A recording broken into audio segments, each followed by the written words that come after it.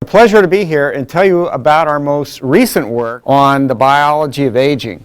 So one of the questions that you might ask is why, well, first of all, you might ask, what is a rotifer and why would anybody use that as a model to understand aging? I'd like to give you just a guideline for what we're going to talk about today, and we're going to start with an explanation of what is the rationale for rotifers as a model for understanding aging.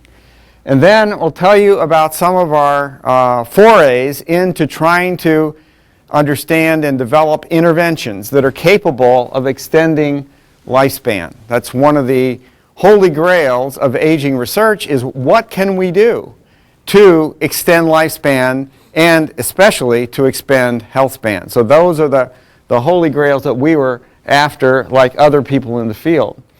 What I'm going to talk about is some of our work with antioxidant supplements. Then I'll tell you about what we have found with glycerol as a dietary supplement, and then finally end with talking about how we can modify nutrient sensing by interfering with the expression of the TOR and the JNK pathways. So that's where we're going today. But maybe I could start off by telling you about why comparative biology has a lot to say about aging. And what this illustrates, maybe, can we get the lights down just a touch in the front? Is it possible? If it's possible.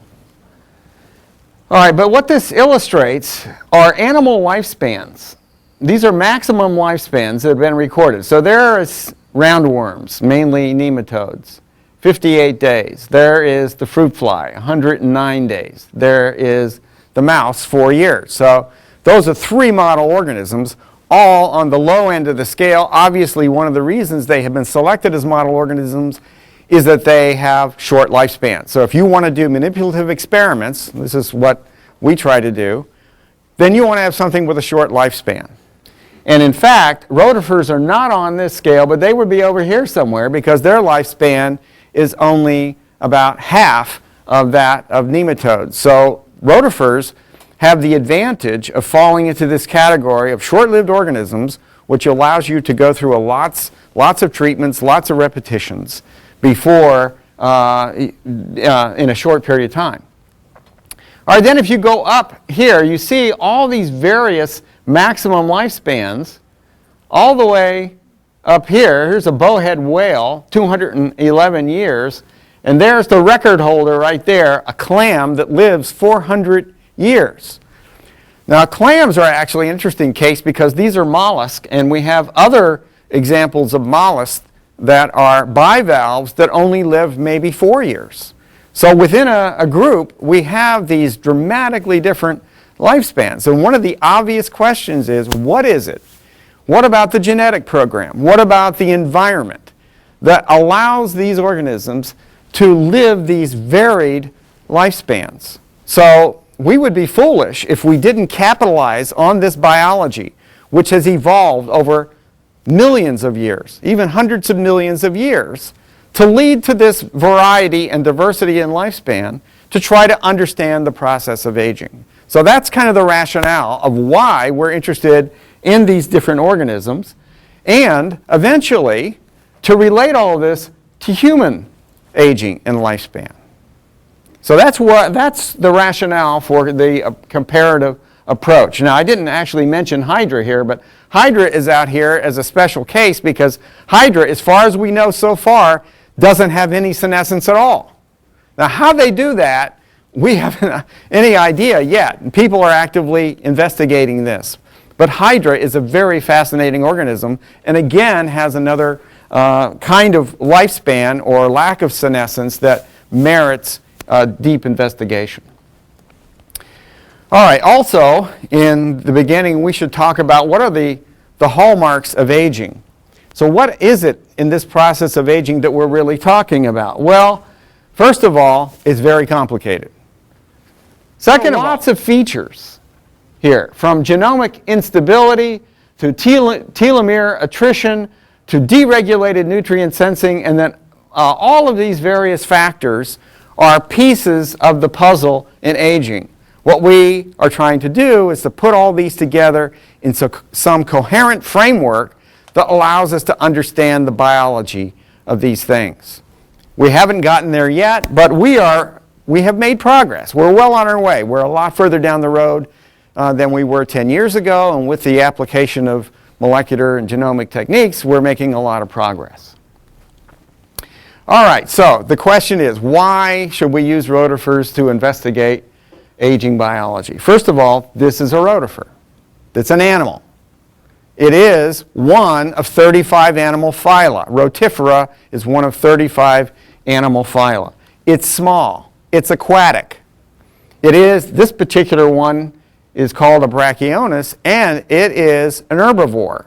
So it uses these circumapical cilia for locomotion to swim around in aquatic environments and to eat unicellular algae. This is a female. She is producing eggs parthenogenetically. But this particular species is capable of sexual reproduction. There's a whole nother story about what regulates that induction of sexual reproduction from the asexual part of the life cycle. I've spent many years and many publications describing that. Basically, it's a quorum sensing process that is based on chemical signaling from the females to other females in the population. All right, but what about aging? Well, one thing about these rotifers is that we're able to do longitudinal studies. That is, we can follow single organisms through time. They live a short enough lifespan, we can do that. Obviously, if you're working on a clam that lived 400 years, wouldn't be possible. In addition, they have this 2-week lifespan, so it makes it easy to do cohort life tables. This is like the gold standard of aging studies, to do cohort life tables to understand what are the dynamics of mortality through the age classes. We can also pair that with reproductive schedules, and I'll show you some data in just a moment, to see how the interplay between mortality and reproduction happens. So we can do all those kinds of experiments with rotifers fairly easily, or I would say very easily, much more easily than with other organisms. This is important because it allows us to explore lots of different treatments in a wider array of parameter space than most other organisms can be used to do. Even C. elegans, even Drosophila, we can explore more parameter space in a shorter period of time for less money using this rotifer model. That's the real power of this model, to explore lots of different treatments. All right, so it has novel and interesting biology. I didn't say anything about diapause, but they produce in the sexual process of diapausing eggs that last for decades and even centuries in the natural environment.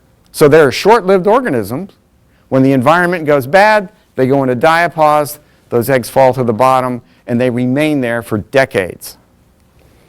All right, so that's another interesting feature. They also are capable of tolerating desiccation.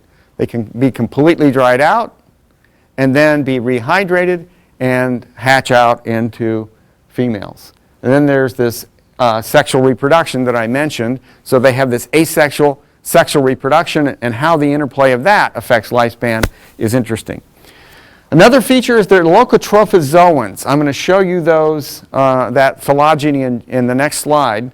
But also note that they have a high similarity to human genes.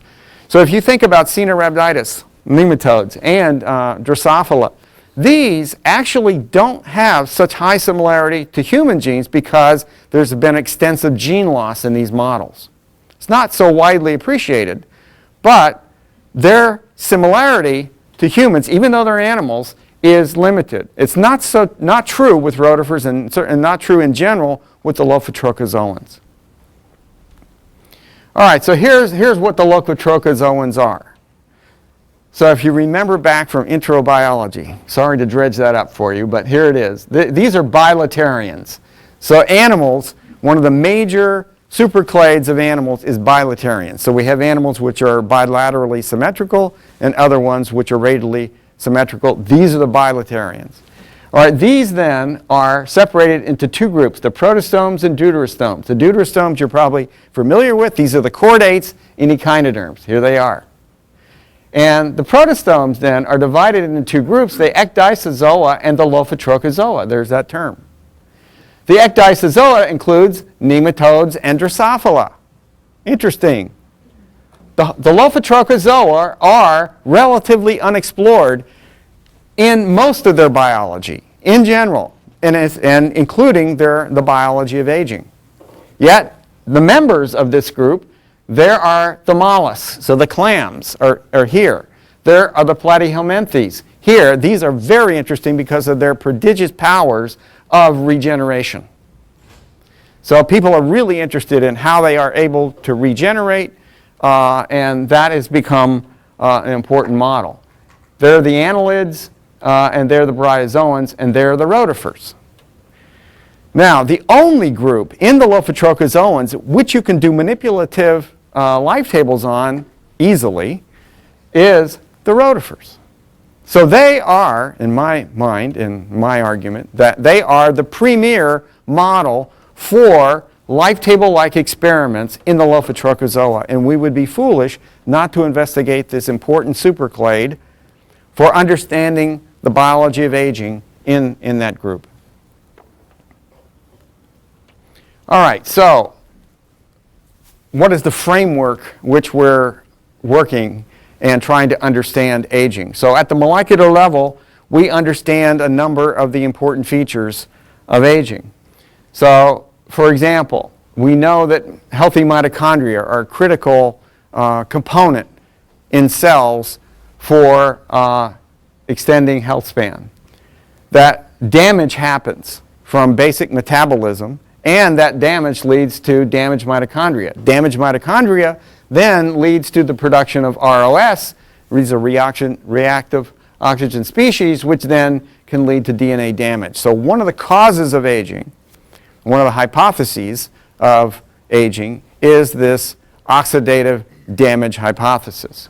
So we know this is part of the story. The other thing we know is that one of the most effective interventions for slowing down this aging process is caloric restriction. And that's what this refers to here. So that decreases mitochondrial damage and is protective of the cell, protecting the health of mitochondria. All right, we also know that there are other major players in this degradation pathway.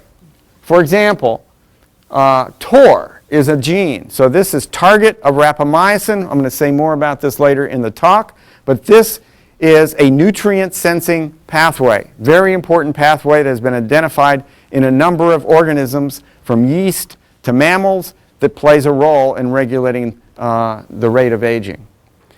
All right, then we also notice that there are other players. There are sirtuins, which is another gene that seems important in regulating age, and there is insulin-like growth factor signaling. Again, these are genes and pathways that are important in aging. So we know some of the players. The other thing I want to point out here is that there is a part of this pathway which is related to stress resistance. So somehow stress resistance is connected to longevity and the resistance or the ability to extend lifespan. All right. So again, we know the players, probably not all of them, but we know some of the major ones. We don't know how they interact. We don't know how, especially stress resistance, interacts with longevity. So these are the kinds of relationships that we want to further amplify and further elaborate on, and this is one of the objectives that we will address later in the talk.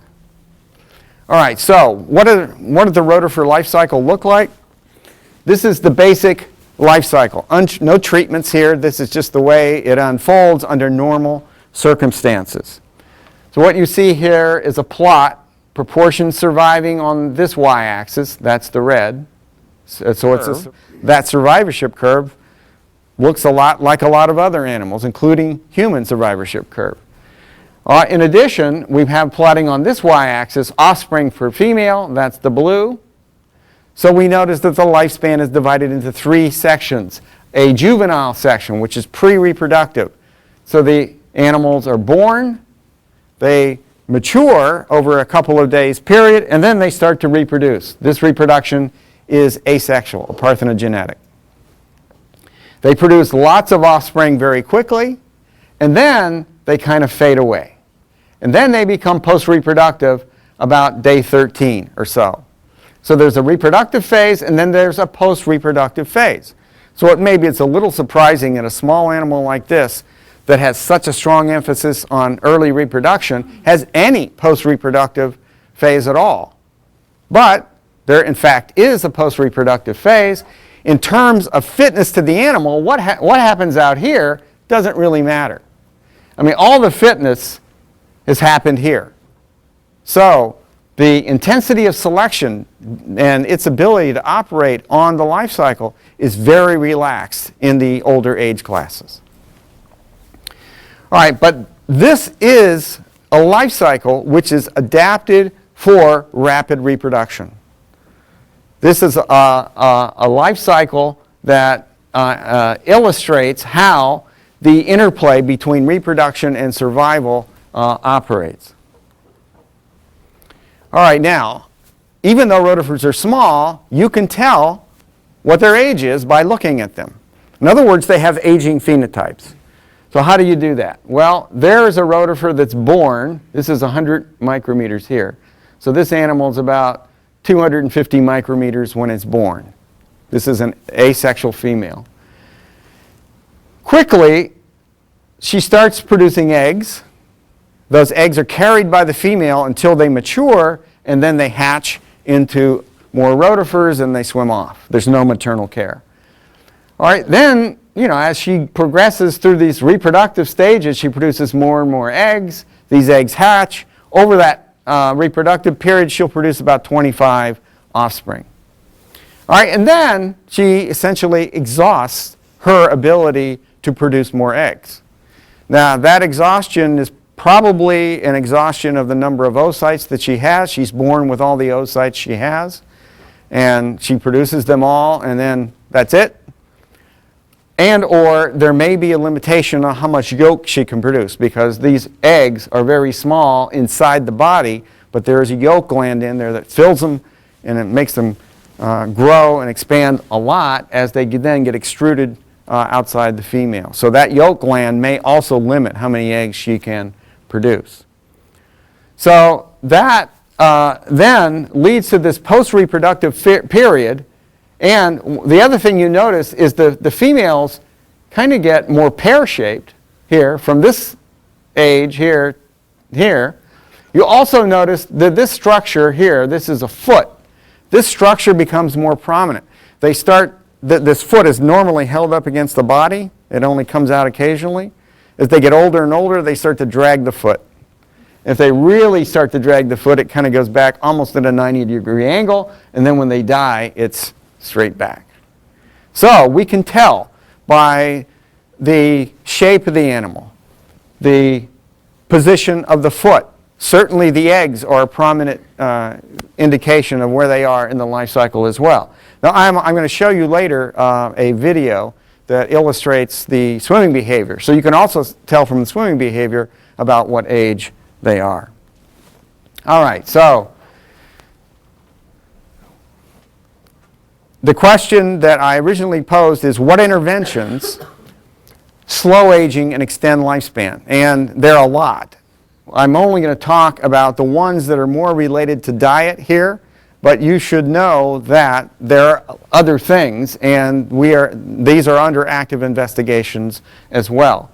But we're going to focus primarily on diet, metabolic inhibition, and metabolic shifting. That's where our focus is today, because I thought that might be most interesting to this audience. All right, so one of the first places to start, anybody doing aging research has got to address the issue of caloric restriction. Does it work in this animal? The answer is yes. Rotifers respond to caloric restriction in a way that's similar to has been reported in other animals. So here is the ad libitum feeding, 100%, the red. All right, if you don't feed them at all, 0%, they starve to death. They live short lifespans. If you start restricting the diet as a percent of the ad libitum amount, this is continuous caloric restriction, all the way down to 10%, you do see some lifespan extension. It's not big, but nonetheless, it is there. The method of caloric restriction that gives the biggest effect here is intermittent fasting. In this case, it is fasting every other day. So they're fed one day, fasted the next, and that's what these data represent. What's not plotted on here is another treatment in which they were fed one day and then 3 days later they were fed again. So they were not every other day, but every third day they were intermittently fasted. So from the Rotifer data, it suggests that we have a bigger effect in terms of caloric restriction if we apply it as intermittent fasting, and that an intermittent fasting schedule of about 1 out of 3 days produces almost the same effect as every other day. If you go to 1 out of 4 days, the effect kind of fades away. But 1 out of 3 is a reasonable amount of intermittent fasting that gives this rather pronounced life extension. So, in human terms, what that means, if you fast twice a week, maybe you get the effect. All right, now, what other aspects of diet are interesting and effective at extending lifespan? Well, one of the kinds of experiments that we did was, there is our standard diet. This is, again, a unicellular algae called Tetraselmis. There it is. That's our control diet. And then other kinds of algae, Rhodomonas. This is Denaliella. This is Isochrysis. And Denaliella and Isochrysis give much longer lifespan than the Tetraselmis diet. The question is why? We did all kinds of nutrient analysis on these trying to figure it out. Basically, we couldn't make any sense out of it. I mean, obviously, algae are unicellular, but they're quite complicated in their biochemical composition. We analyzed amino acids, fatty acids, and various combinations of those. We couldn't really see any major effects. Because of that, and because we are not able to do controlled diets, I mean, we can feed rotifers different diets, and we can easily give them supplements, but we can't give them a defined diet. There's no possibility yet to give them a microcapsule diet with defined ingredients. Anyway, we kind of dropped this approach because we simply couldn't figure out any way to proceed to try to sort this out. But the observation is the diet makes a big difference, and the different kinds of algae, because they're different biochemical compositions, has a big effect. All right, in the meantime, a paper came out. This is not our work, but a paper came out in 2010 that got us very excited, because this paper was on Philodina, a different kind of rotifer. This is a deltoid rotifer, different from the Brachionis that we work on. And what they showed was that there was substantial life extension with a particular antioxidant. So they treated this rotifer with one antioxidant. This is an amide derivative of endol propionic acid. And it's, pretty available, not very expensive compound. What they observed here, there's the control, and there is 10 micromolar, 20 micromolar, and 30 micromolar of this IPAM. And what they found, at 20 micromolar, there was a 3-fold increase in average lifespan. That was a dramatic increase. 3-fold increase in lifespan is remarkable. In fact, it might be the record for any supplement for any animal. So we were very excited about that. And we also noticed that the number of offspring treated when they treated with IPAM increased, and the way the lifespan increased is the number of reproductive days increased. So the way it happened is that reproductive phase of a lifespan was extended. So it wasn't the post-reproductive phase, it wasn't the pre-reproductive phase, it was the reproductive phase that was extended to give this. So we said, okay, why don't we try this? Well, so we set out on this big effort to screen lots of different antioxidants. And we basically did a 10-day screen as the initial screen, so lots of different combinations, lots of different treatments in combination to try to figure out, are there any antioxidants, including this IPAM, that might extend lifespan? And here we have the control, and there's IPA, this is proline quinoline, this is Trolox of vitamin E, this is vitamin B12, this is carnosine, quercetin, EUK8, this is N-acetyl cysteine, and beta-carotene. So a lot of the usual suspects from the literature we tried as antioxidants. Basically, none of them really worked. We got no life extension, so we first did the screen, then we went to a full life table. So this is a cohort life table with an N of 120 animals, which some of them were treated with these various single antioxidants, no significant difference from control, and one of them is this IPAM.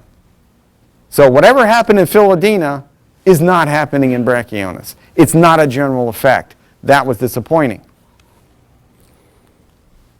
All right, then we tried 2-way, and then we tried even 3-way and 4-way exposures. We occasionally found something that gave us a small effect. This is N-acetylcysteine and carnosine here in the red, significantly different from control, but not a big effect.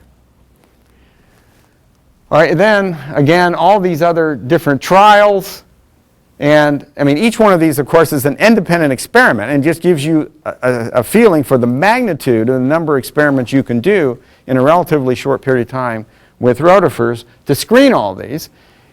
It turned out that Trolox Trolox by itself did not give any significant increase. But when it was paired with some of the other antioxidants, it kind of gave us a significant effect compared to the control. So there was some effect there, but again, it wasn't very big. So we were kind of disappointed. We thought that these antioxidants should be giving us much stronger effects than we thought they were able to. And let me show you first here the data. So in addition to lifespan, we also wanted to know, well, what about vitality, health span? How is that being affected? So what we have here in rotifers, swimming speed is a measure of vitality. So the rotifers are hatched out, they swim continuously. When they stop swimming, they sink in the water column and they die. So they have to swim continuously, and the vigor with which they swim is an indication of health span. So when they hatch out, they're swimming at about 1 millimeter a second.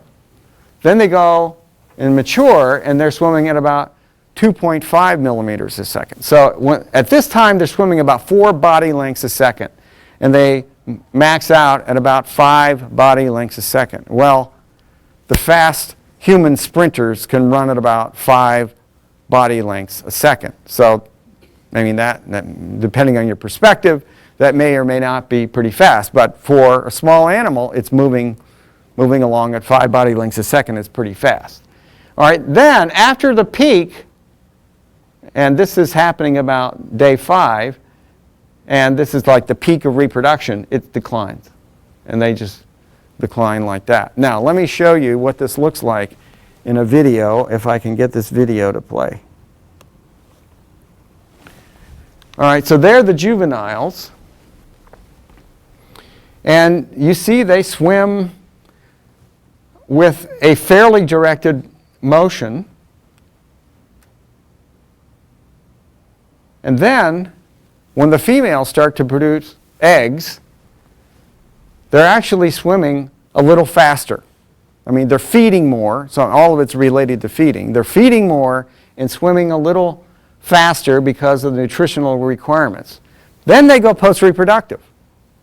They finished with their reproduction, and these females are still very healthy, vital, and post-reproductive. Then we come to senescence, where we start to see these characteristics that I showed you in the still pictures. And there is a senescent female. She's really kind of just barely moving along. She's dragging her foot, and probably within the next day she's going to be dead. So you can look at swimming rate, pair that with those other morphological features, and you can say that these animals are in fact old or not. All right, also, if you treat them and then examine swimming speed. So in this case, there was our control. Then we treated some for 10 days with this N-acetyl cysteine plus carnosine and these other treatments here. Only in one case, in this case right here, did we see protection from this decline in swimming speed with age. This case, we saw about a 40% higher swimming speed when they were treated with these supplements, and antioxidant supplements, to protect the swimming speed from that natural decline. All right, so mixed. Looks like maybe some effects in terms of lifespan, some effects in terms of vitality, but certainly not across the board. All right, we can make other measurements as well. So we can measure the amount of superoxide in mitochondria with a compound called mitosox. Mitosox is a fluorescent compound. It's actually not showing up too well here, but anyway, you can see that there are tissues. This is the vitellarium. This is the corona up here. In those tissues, we have a lot of metabolic activity. That's where all the superoxide is being produced through mitochondrial activity, and it declines with age, you see here. So it declines with the mitochondrial activity seems to be declining with age, and likewise the superoxide production declines. We can do the same kind of thing with reduced glutathione. That doesn't appear to decline with age. All right, so from this part of the talk, what kind of conclusions can we draw? Well, one thing that we think in intermittent fasting seems to be more effective in producing life extension than continuous caloric restriction. We could not find any life extension with single antioxidants. We had to pair them in order to find life extension. This does not bode well for the free radical theory of aging. Looks like that is an incomplete explanation of what's going on. Also, there were particular antioxidants that look like they had more effectiveness than others, and here they're named. Also, variation in rotifer swimming speed is a measure of vitality, and we can protect that with certain kinds of antioxidant supplements. And then finally, these data help to explain the skepticism in the effectiveness of dietary antioxidants in extending lifespan, because we have a mixture of reports. Some people say we applied antioxidants and extended lifespan. Other people did the same kind of experiments and it was no life extension. Well, it turns out that it depends heavily on the kind of antioxidant, whether or not those antioxidants were applied in combination, in the right combination. And so we think part of that certainly can be explained by this complex response to the antioxidants. All right, the other thing I maybe point out in here is this hasn't stopped people who are selling supplements. I mean, even though the uncertainty out there about antioxidants, I mean, you see in this supplement, carnosine is being advertised here as an effective antioxidant. I mean, it's really quite debatable whether that is true or not. And then they, of course, have a number of botanicals in here, blueberries, green tea, and so forth. But this antioxidant formula is being sold out there and being advertised as being effective as an anti-aging agent. So I'm skeptical. I think critical people should be skeptical about these things, but it hasn't stopped people from putting this on the market. All right, so it comes to the next story. The next story here is a story about metabolic shifting. So we tried a number of approaches, looking at basic metabolic pathways here. We tried supplements of amino acids, and most of them had no effect. Lysine and arginine at about 20 to 40 micromolar had a positive effect, but it was small. It was nothing to get too excited about. We also tried supplements of fatty acids, and we also tried combinations, and it didn't seem to have much effect at all. I don't know why exactly, but eventually we tried glycerol. And glycerol, amazingly, had a big effect. And one of the reasons we hypothesized is because glycerol supplementation allowed a shunt around glycolysis and more into oxidative phosphorylation. So one of the hypotheses was that we could get a similar effect if we blocked glycolysis with a metabolic inhibitor. And there were some available for us to try. But let me then go to the data and show you what we found. So first of all, glycerol, this is 2% and 1% in the medium, and that is equivalent to about 270 and 135 micromolar glycerol. Extended lifespan, about 51%. That got our attention. That was pretty good.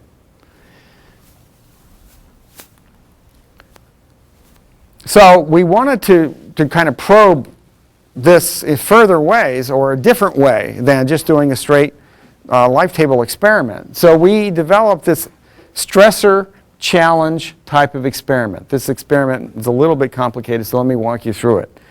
All right, so what we see on the y-axis here is percent surviving 72 hours. So these are 4-day-old animals. So the animals were born, they were put in the treatments for 4 days, and then we applied the stressor, whatever it was. And then we allowed them to go 72 more hours, and then we assessed their survival. So for example, in this first one, the stressor was starvation. So they were 4-day-old animals. They were put into starvation mode. Basically, we removed all food, and we assayed them after 72 hours in that condition, and only about 18% were alive in the control. If they were treated with glycerol, this is 1% glycerol, they had much better survival, up around 60%. If they were treated with 2D-deoxyglucose. 2D-deoxyglucose is a hexokinase inhibitor. This is right at the beginning of glycolysis. So this inhibits the glycolytic pathway. It ties up hexokinase. Glycolysis cannot proceed. All right, so this inhibits glycolysis, had no effect in starvation, unlike glycerol. Also, a second example here is 5-bromopyruvate. This is also a hexokinase inhibitor. It didn't really have any effect with regard to starvation. And then the combined effect of glycerol plus 2-DDG, not much different than glycerol. Then we tried these other kinds of stressors. The heat stressor was 1 hour at 40 degrees, and then 72 hours of recovery. The oxidative stress was 0.1 micromolar of juglone, which is a botanical, which is an oxidative stressor. And the UV was an exposure to a fixed amount of UV at a certain length of time and a certain distance from a UV source, and then 72 hours of recovery. And the osmotic shock was 2 hours, going from 15 part per thousand to 60 part per thousand, and then back. And that was the osmotic shock. So we developed all these based on the idea or the test that we didn't want to kill them. If we killed 100% of them right from the beginning, that wouldn't be very interesting. But we wanted to give them big stress, so we saw in the control significant mortality, but they at least had the possibility of recovery. In heat, glycerol protected against heat. Glycerol protected against this oxidative stress, but probably a less so. And there was no protection against UV.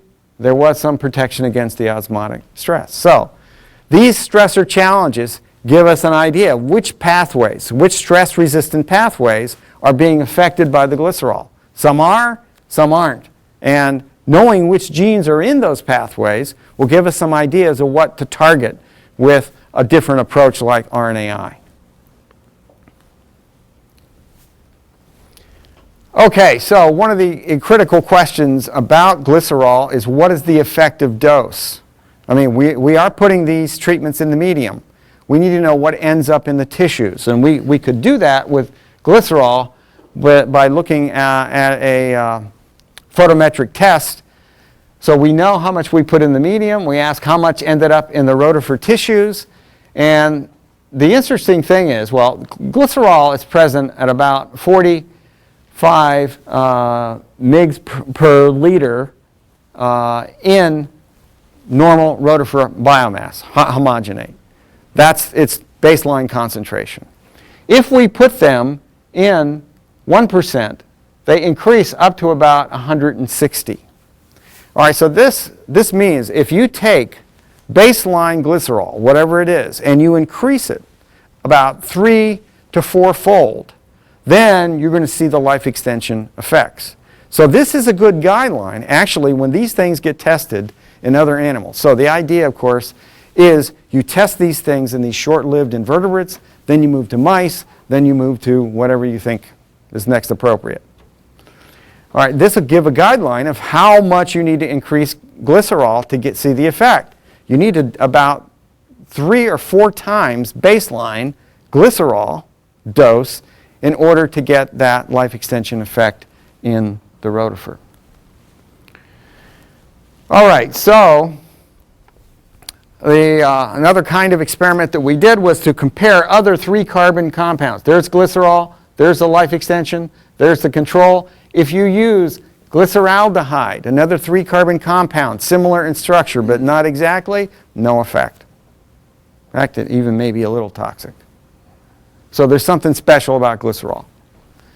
All right, then if you look at some of these other inhibitors, some of these are other drugs. Lonidamine and metformin are other drugs, really no effect compared to 2-DG and bromopyruvate, both effective hexokinase inhibitors. All right, then we ask the question, what happens when you put glycerol together with this hexokinase inhibitor? And what we see here is an additive effect. So there's the control, there's the glycerol, there's the 2-DG, and there's the combination. There seemed to be an additive effect. That's interesting.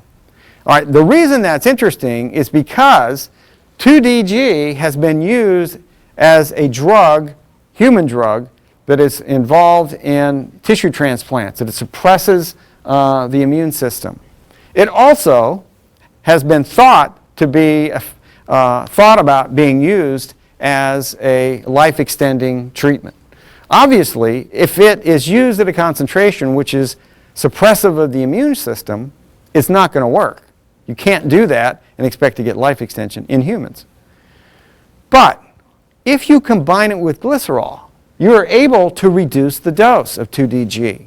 So one strategy for this glycerol might be in combination with other drugs, so that a drug that normally has unacceptable side effects, you might be able to lower the dose, as we did here in 2-DG, and still get beneficial effects when you pair it with glycerol as opposed to administering it by itself. All right, and then another one, this is kind of a wild experiment. Why we did this, we had no reason to do this, except that we had this rapamycin around, and I have another story that I don't know if I'm going to have time to get to now about rapamycin, but nonetheless, rapamycin is this inhibitor of the TOR gene. So the TOR gene is target of rapamycin. This is rapamycin. This is the inhibitor of the TOR gene. When you combine that with glycerol, again, you get this additive effect. And rapamycin also is a human drug. Also people thought about it for using it for life extension, but it causes cardiotoxicity. So again, if you compare it with glycerol, it might be an effective way to approach this to try to lower that rapamycin activity or dose and maintain the activity by pairing it with something like glycerol. And as far as we can tell, glycerol has no toxicity until you get up to like 5%. And I mean, in case those of you that work with cell cultures also recognize glycerol as a cryoprotectant. When you freeze cells, glycerol is often put into the mix to protect them during the freezing process. And glycerol is available as a dietary supplement. Humans are taking this right now. And they say it's supposed to increase endurance and resistance to dehydration and so forth. I don't know. But anyway, the point is it's being used safely. I doubt that it's efficacious, but it's being used safely at fairly high concentrations right now in humans. All right, now we are at a decision point. I only have like 2 more minutes to talk because I want to leave you time for questions. And I have another story, which I was, I guess, fairly optimistic about getting to. Let me just tell you the topic. The topic is these 2 inhibitors, TOR inhibitors, which is rapamycin, and a JNK inhibitor. The basic punchline is that when we apply them together, we get bigger effects at lower concentrations than either by themselves. So this interaction, so the kind of the theme running through this whole talk has been interactions. And as we try to understand aging biology, I mean, what we're finding is, the pathways are complicated. There's a lot of interlinkage. There's a lot of interaction. And the more we probe these interactions and can find these critical features of it, might allow us to develop some treatments that were unacceptable before because of side effects, but might be acceptable if we can lower concentrations. And this TOR and JNK inhibitor is the same idea. I have to just skip all the way through this, sorry. Because I want to get to finally the conclusion here. And this conclusion says that we can get life extension with glycerol treatment alone. And it's at fairly low concentrations, about 1%. The interaction with this 2-deoxyglucose or rapamycin is a very interesting interaction because both of these drugs have been rejected as life-extending agents in humans, but we might want to revisit them in a combined treatment of glycerol because we can lower the dose and maybe avoid the side effects. All right, so the other stuff I didn't really show you the data, but we can do RNAi on rotifers, and we do RNAi to knock out the TOR gene, the JNK gene individually, together, and so forth and so on. And again, it allows us to lower the dose. All right, and then we did this stress challenge experiment with the TOR and the JNK inhibitors and found similar kinds of things. So the stress challenge experiment, again, points to pathways which are protected as a result of these stressor challenges by the TOR treatment, by the JNK treatment. And basically, maybe in the last statement here, that aging rate is determined by coordinate regulation. That means there are a lot of pathways involved, there are lots of interactions that we expect, and we have to search through a lot of parameter space to find those interactions, and to find, more specifically, to find the positive interactions that we want to manipulate and take advantage of. And invertebrate models in general, rotifers in particular, are very valuable for that kind of exploration. So thank you for your attention. I'd be happy to take questions. Oh, I forgot the acknowledgement slide. So, I mean, my lab is several people from postdocs to graduate students to undergraduates. We employ a lot of undergraduates and then other colleagues at Georgia Tech. And then the other group that I collaborate with is co-PI on this grant is David Mark Welch and Kristen Gribble at the Marine Biology Laboratory. It's funded by National Institute of Aging and the Fogarty International Center through the International Cooperative Biodiversity Group.